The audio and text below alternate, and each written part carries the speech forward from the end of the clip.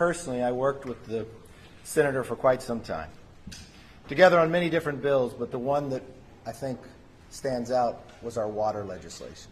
It was historic. It was the first time in California history in more than 25 years that we were able to pass water. It was the WIN Act. And I remember the hours and the nights that we would have to work to try to work through, and the challenges. We come from different parties, we have different philosophies, but we put our state first. At the same time, Barbara Boxer opposed it. It was one of the last votes of the Senate. It had more than 70 votes at the time. And I believe at the end of the day, the trailblazing of the first woman elected mayor, even coming from a different party, inspired women from both sides of the aisle to seek elected office and to have their voices heard. My deepest condolences to her family, her colleagues, and to her staff. Last night, the House did something none of you sitting here thought we can do. The number of questions I could take and the number of weeks about doing appropriation bills. I told you, don't give up on us, because we're not giving up on the American people. We passed 3 appropriation bills: defense, state, and foreign ops, and homeland security. My biggest question is, I don't understand why the Democrats voted against funding the government. In all, we have 4 appropriation bills done. There's 12 overall to get done. It's the discretionary spending every year that government is supposed to do. We have now in the House passed more than 70% of the discretionary spending on appropriations. Need I remind you, how much has the Senate passed? 0. Not one appropriation bill has passed the Senate. We've done what many have said was impossible. When I became Speaker, I said we're going to change Washington. And we did that by keeping our commitment to restoring regular order. Bills that passed committee in June and July have been open for amendments for months. Struggled with a number of members who wouldn't allow it to come up, but I never gave up. 440 amendments were considered on the floor this week. And for those who are historians, we are the first Republican majority to pass the State and Foreign Ops bill through regular order since 2006. My entire political career as a member of Congress, the Republicans have never been able to do what they just did last night.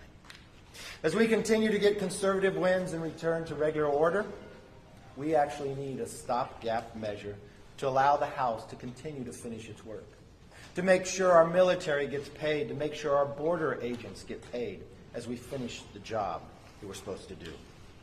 Another reason for the stopgap is to address President Biden's historic failure on the southern border. This is how bad things have gotten under President Biden's watch. In 5 days, there's been more than 50,000 illegal border crossings. Put that in perspective, in just 5 days.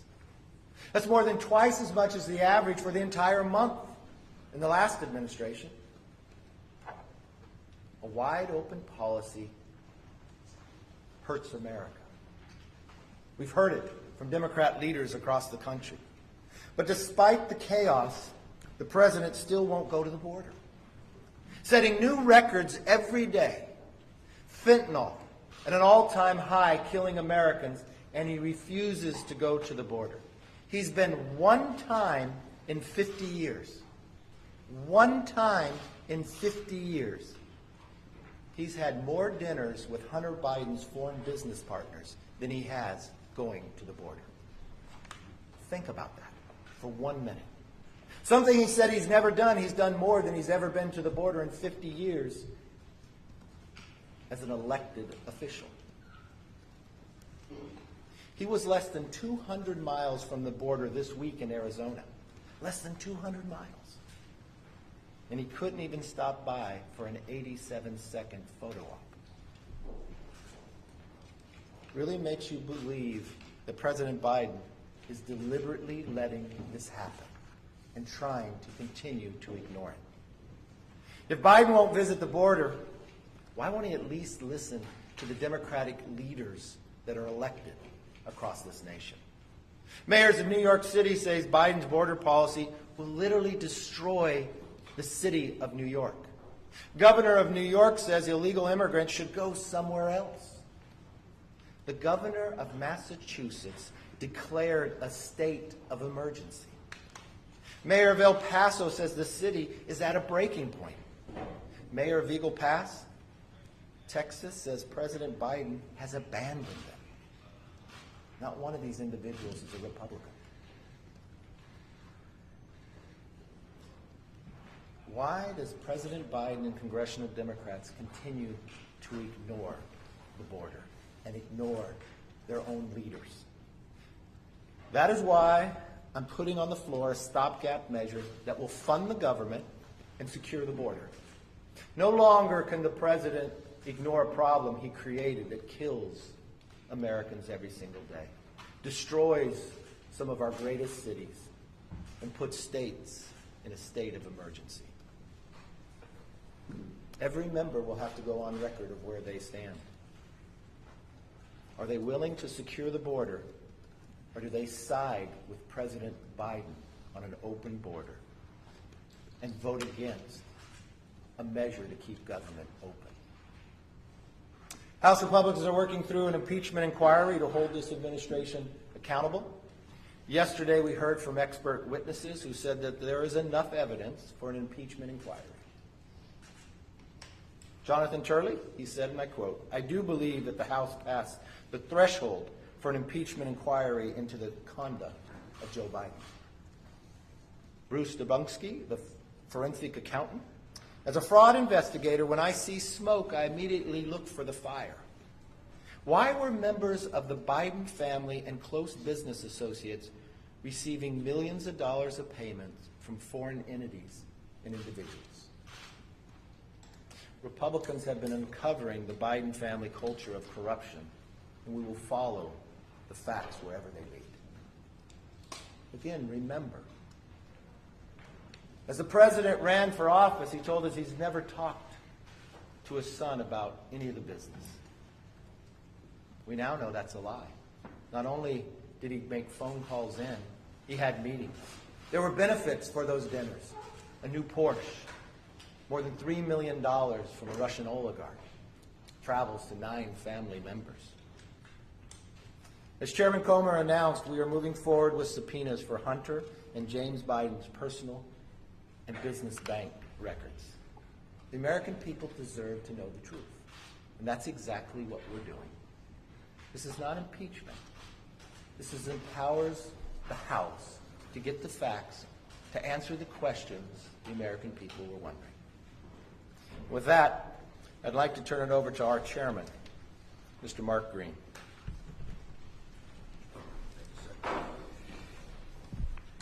I, too, want to extend my condolences to the Feinstein family. Our prayers, my wife and I, Cammie and our prayers are with you. Speaker McCarthy, thank you for your leadership, for shining a light on what's going on at the border. I know last fall we made a trip down to the border and took a look. It's far worse now than it was then. Just last week in Eagle Pass, every single Border Patrol agent was off the border processing the mass waves of people at the Eagle Pass crossing site. Meaning the entire border was unsecure. It is a tragedy what's happening, and I am deeply appreciative of the Speaker shining a light on it and, adding this to the CR that's going to be voted on later today. And I really want to take a second, though, and take a little victory lap, too, just like the Speaker did.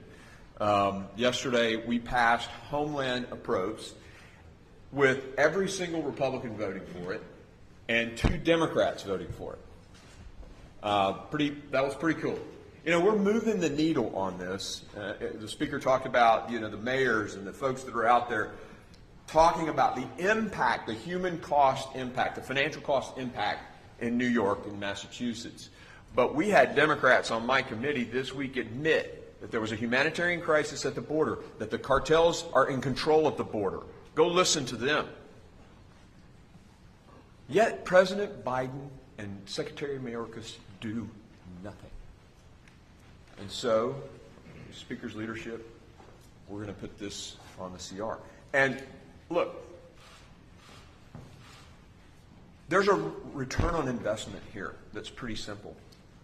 If you do a 30-day CR that costs X dollars and you shut the border down forever with H.R. 2, the strongest, best border security bill in the history of this country, you save hundreds of billions of dollars over those years and tens of thousands of American lives. It's a no-brainer. So I appreciate the Speaker's leadership on this. And I will say I'm going to be followed now by a fantastic member, Republican member, Monica Dela Cruz.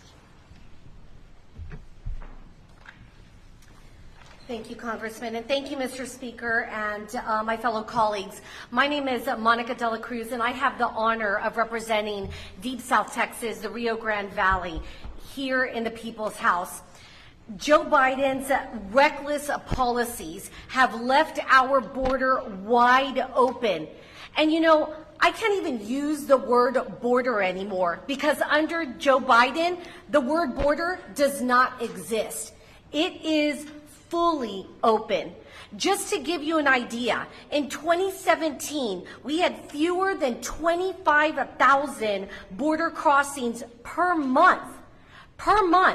Right now, under the leadership of Joe Biden, we had 30,000 illegal border crossings in just 3 days.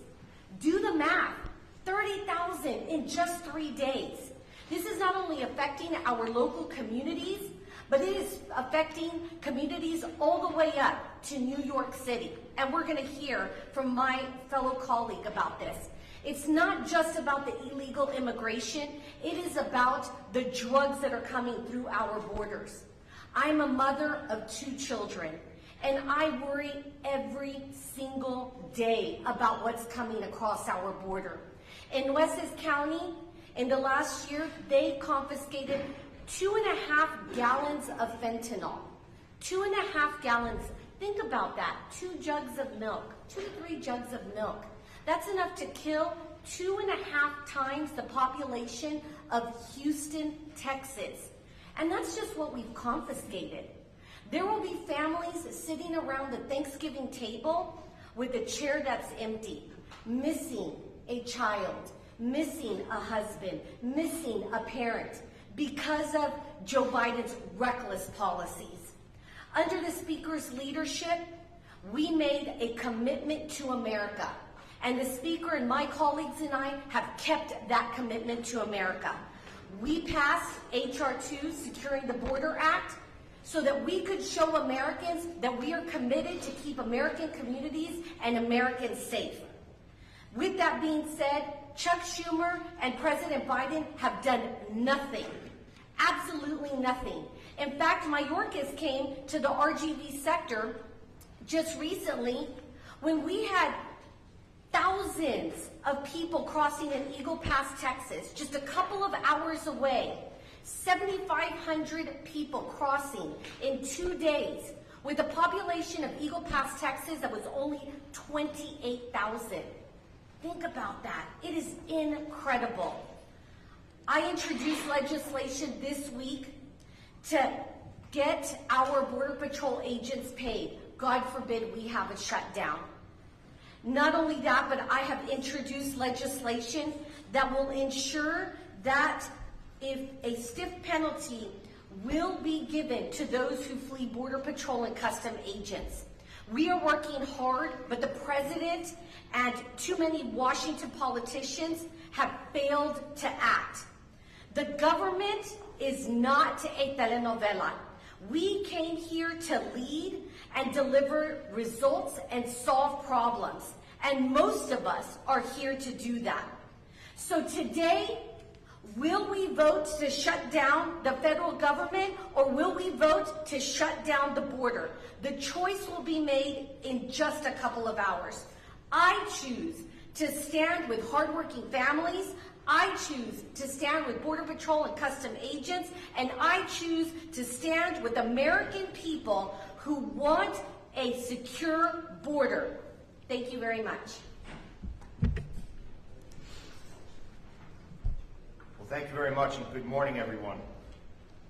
I am proud to represent the southwest corner of Long Island that just borders New York City.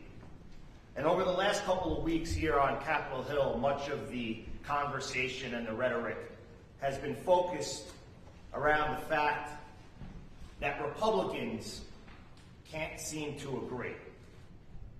But you're mistaken, we do agree.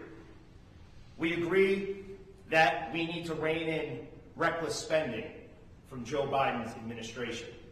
We agree that there is nothing more important right now than securing our southern border.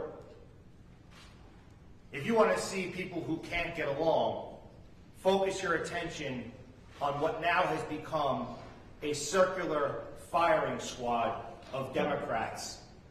Just in my home state of New York, you have Mayor Adams, you have Governor Hochul, you have Secretary Mayorkas, you have President Biden, and our so-called border czar, Kamala Harris, sitting around a circle, firing shots at one another because they have no idea how to make this disaster better. Mayor Adams, who I will tell you there's few things that we agree on, but I do agree with him on one. This issue, the fact that our borders are wide open, could destroy one of the greatest cities in America, New York City. People have actually said that the lights are dimming on Broadway because of the disaster that's been created. And what's the response? Well, a year ago, when everyone was saying, the people behind me were saying that eventually every state would become a border state, we were coined as fearmongers. But now, you look at cities throughout this country, and they have been taken over by migrants. Over 100,000 migrants have came into New York City since spring of 2022. And Governor Hochul and Mayor Adams, throughout their campaigns, were there with open arms. We are a sanctuary city. We welcome everyone to the land of milk and honey. Well, now, Mayor Adams clearly had no plan in place. There's people on street corners. He's now set up shop in vacant warehouses at JFK Airport. Does anyone legitimately think that people come into this country for a better way of life, for the American dream, to live in a vacant warehouse at JFK Airport? The answer is no. That's not the American dream, and it's a failure of Democratic policies. Now, we have the governor asking the president and his administration, which we are confident he is going to agree to allow migrants to live in our national parks. One of them being Floyd Bennett Field in Brooklyn. I had a great career in the NYPD. And some of my brothers and sisters who took the oath to protect and serve the Constitution, took the oath to stand that line between good and evil, that took the oath to put their life on the line every day to defend hardworking New York City neighbors, they call Floyd Bennett Field their office. Scuba, aviation, special operations, and other members of the NYPD now have to share their office with illegal migrants. It is estimated that in 2023, the city of New York will spend close to $4.5 billion with a B just on migrants. In 2024, estimates that could be up to $8 billion. Chairman Green held a hearing the other day about the financial burden that migrants are causing on the United States of America. There were members of our committee that sat on that dais whose state's budget don't equal the amount of money that New York City is going to spend on migrants over the next couple of years. And the answer to that, Mayor Adams wants to cut city budgets by 15% over the next 9 months. The NYPD, the FDNY, emergency management, sanitation, you name it, they are getting cut 15%. And those are the agencies that are fighting each and every day to handle the migrant crisis. This has affected our schools. It's affected local businesses. Just yesterday, they announced that there's over 1,000 CVSs closing. Has to do with people walking in and walking out. We're dealing with it in New York City. It's affected every industry. And today, we are going to take a stance. And when Americans have asked, people back in New York have asked, well, what is Republicans doing about it? Like the chairman said, like the speaker said, we passed the most comprehensive border bill, the Secure the Border Act, to invest money in infrastructure and technology, to hire more Border Patrol agents. And what have the Democrats done? Zero. So today, we are going to vote. And I ask my colleagues, this is not about standing behind an individual. It's about standing up for America. Today is about moving America forward. The people that sent us here to govern, today we are going to govern. And I hope many of my colleagues will join in continuing to make sure that our government remains open and, most importantly, securing our border for generations to come. Mr. Speaker, thank you very much. Thank you, Anthony. And 70%, more than 70%, discretionary spending has improved inside this House. The Senate has done nothing. A little later today, we'll vote on a stopgap to keep government open and secure our border. It's a bipartisan bill that can keep government open. We hope Democrats will join with us. I hope Democrats don't vote to shut the government down. With that, let me take questions. Yes, sir. Mr. Speaker, you know full well in order to get a stopgap bill approved, you need to get support from the Democrats in the Senate and the White House. So why aren't you doing that? And what do you say to people who simply believe that the reason why you're not is because you're concerned about your own job? Really? So let's see. What has the White House done and what has the Senate done? They haven't passed one appropriation bill and they haven't passed any. They're trying to pass a CR right now on bipartisan lines. And they've been trying to pass appropriation bill too, and they haven't done any of that. We have an opportunity here that if the White House won't listen to the governor of Massachusetts, the governor of New York, the mayor of New York, the mayor of El Paso, we will. So what's interesting here is you want to take a side of people that haven't done anything, but you have a body here that continues. So when the Senate was concerned about the price of oil now at $100, what have they done about that? Nothing. But we passed a bill that would lower the price of energy for all Americans. It's easy. Yeah, it's easy. It's easy to surrender. If you want to surrender, yeah. But if you want to fight for the American public, to secure our borders and keep government open, how is that a problem? It's only for CNN that becomes a problem, that I don't surrender to the liberals. What I want to do is stand for America. So you won't kind of Yes.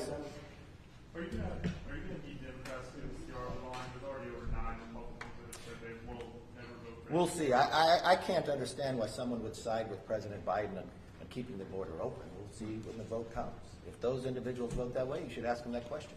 Can you walk us through what you're expecting, not only later today, but heading into that Sunday sort of 12:01 a.m. deadline to fund the government? You know, you do need to get legislation through the Senate and get it signed in order to avoid a funding lapse. So what are you expecting and what is your plan? You know what's interesting? And I don't know. I don't have a degree in journalism.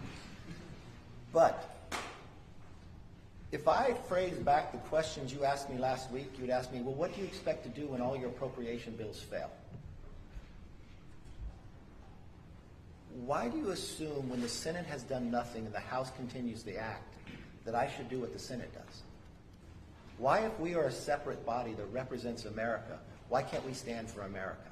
What I expect to do is exactly what we did last night, to not give up and pass our bills and keep government open. Yes, sir. Mr. Speaker, I was speaking with a Republican senator yesterday who said he's with you on getting further spending down. He's with you on tougher border security. But he's not willing to shut the government down. Do you see a government shutdown as the best way to get what you want on those two issues? No, I hope you listen to me. I'm putting a bill on the floor so government won't shut down. The Senate hasn't done any of that. The president hasn't engaged in anything. He got an 87-second photo op in Michigan on a strike that he created. He's had 50 years to visit the border and he hasn't. He's had Democrat leaders cry out, states declare a state of emergency, and he's ignored it. So we're actually doing what we said we would do. Just like we said we'd give the parents Bill of Rights. We passed that and the Senate does nothing. When people were concerned about crime, when D.C. was going to decriminalize, and you all asked me, why are you passing this bill? The Senate will never take it up. You know what? It's law today. When we wanted to end the pandemic, and you asked me the exact same question you asked me here now, you just put a new title in it. Why do you pass that? The president will never sign it. It's signed into law.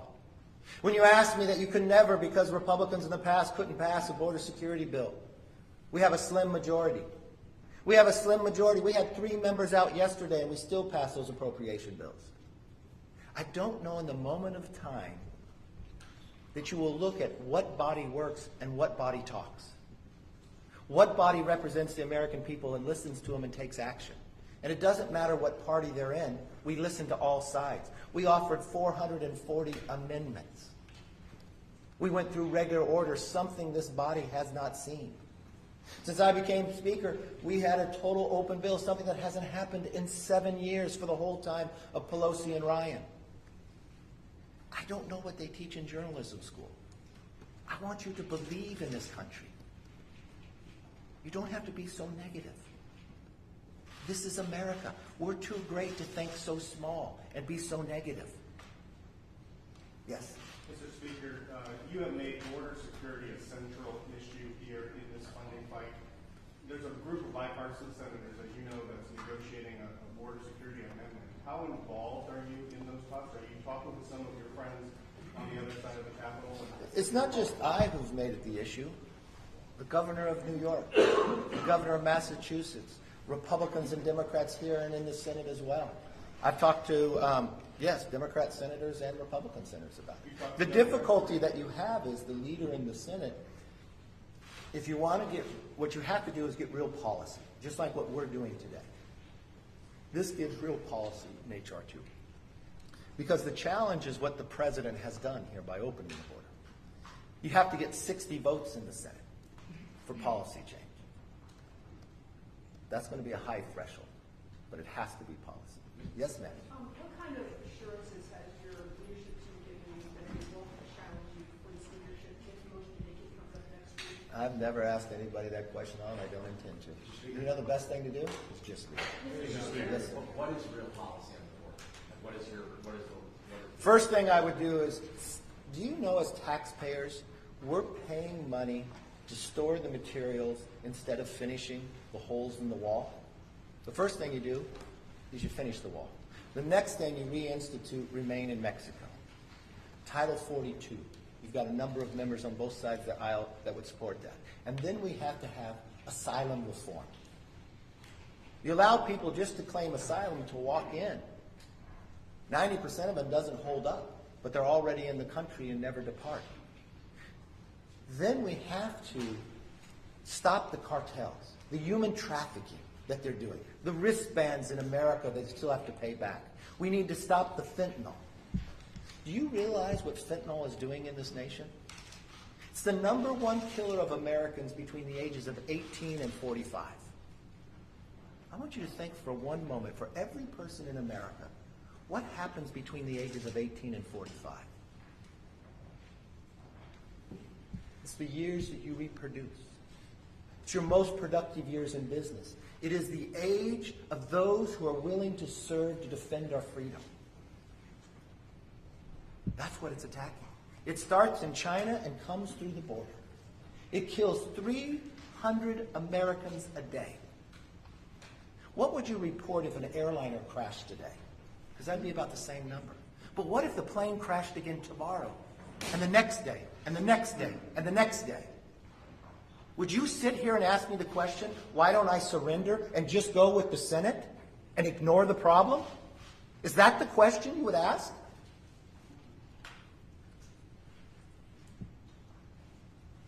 I pledged in taking this job to change Washington, to stand up for the American public.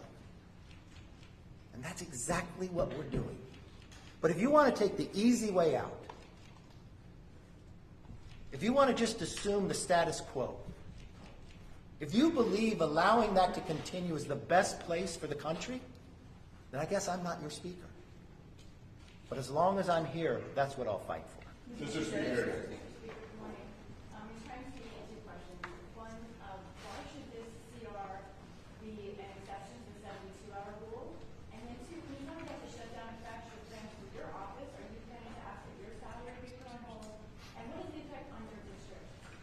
Perfect. Well, first of all, we don't waive the 72-hour rule. This CR has been out there for more than a week. We've talked about this for a number of weeks. We added a bipartisan provision in it, something that I've been talking about for quite some time, and I thank the members throughout, a debt commission. We can no longer ignore this problem. After the debt ceiling, when I came back, I said we needed this. Members on both sides of the aisle have been working towards this, and we added that into the stopgap funding bill. Of course, I would not take my salary, but the number one thing I want here is for government not to shut down. I do not want our military not to be paid, our border agents not to be paid. Why should they be punished because the president ignores the problems? They should not. So what we're doing is putting on the floor. So I want you to ask the question of anybody who votes no on it, why do they believe those in the military not to be paid? Yes. Mr. Speaker, would you say that today's House CR vote is the House's last chance to avoid a shutdown? You have watched me time and again. Have you ever known me to quit after one time if it doesn't succeed? I don't stop. I love that you come back every time and you ask the same style questions. There is going to be a moment in time that you're going to believe in us. There's going to be a moment in time that you're going to write, we're actually going to pass it. You know, every time I come here, on Monday you say you're never going to get this done. What are you going to do? This is what I believe. I believe in this country. I believe in the philosophy of representing the individual. I believe keeping government open is the right thing to do. I believe securing the border is the right thing to do. I believe this bill will bring us more freedom and make the nation stronger. So I'm not going to be angry about it, even based upon the questions you ask. And you know what? Just as I'm not going to give up on the American people, I'm not going to give up on you. I'm not. One day you're going to be happy. One day you're going to enjoy your work. And one day you're going to believe we can solve our problems. Thank you. Have a good day.